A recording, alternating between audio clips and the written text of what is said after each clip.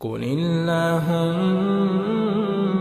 مالك الملك تؤتي الملك من تشاء